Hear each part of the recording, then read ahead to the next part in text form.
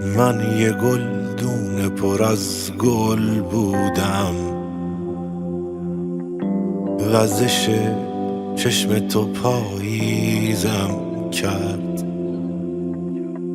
عشق من، عشق به دست آوردنت، با همه دنیا گلاویزم کرد. مردم از تشنگی اما لب تو یه آتش به خنده دعوتم نکرد. بین این اومده ها و رفته ها هیچ کس مثل تو اذیتم نکرد. سر این سفره هنوزم یه نفر روز و شب منتظره مهمونه. مطمئن باش کسی قادر نیست منو از عشق تو برگردونه. سر این سفره هنوزم یه نفر روز و شب منتظره مهمونه.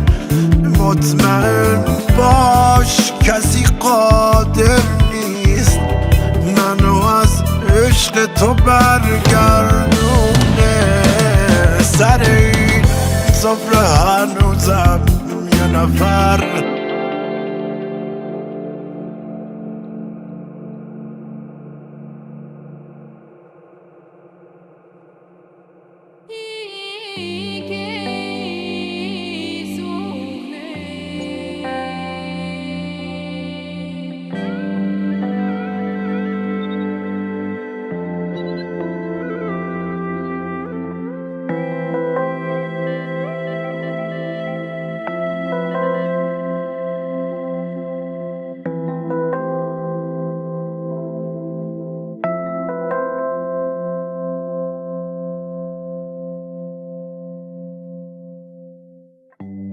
اگه دوست نداشتی رنجوندنمو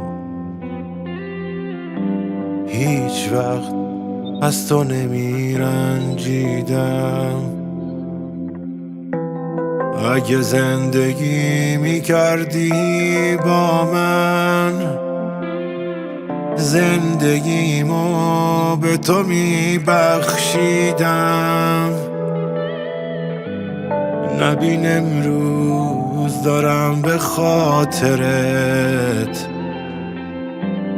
دردمو توی خودم میریزم.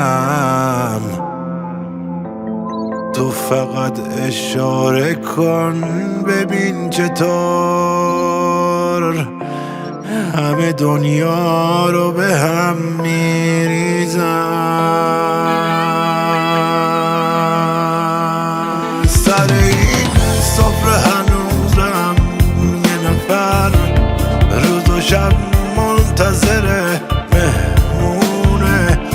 مطمئن باش کسی قادر نیست منو از عشق تو برگردونه.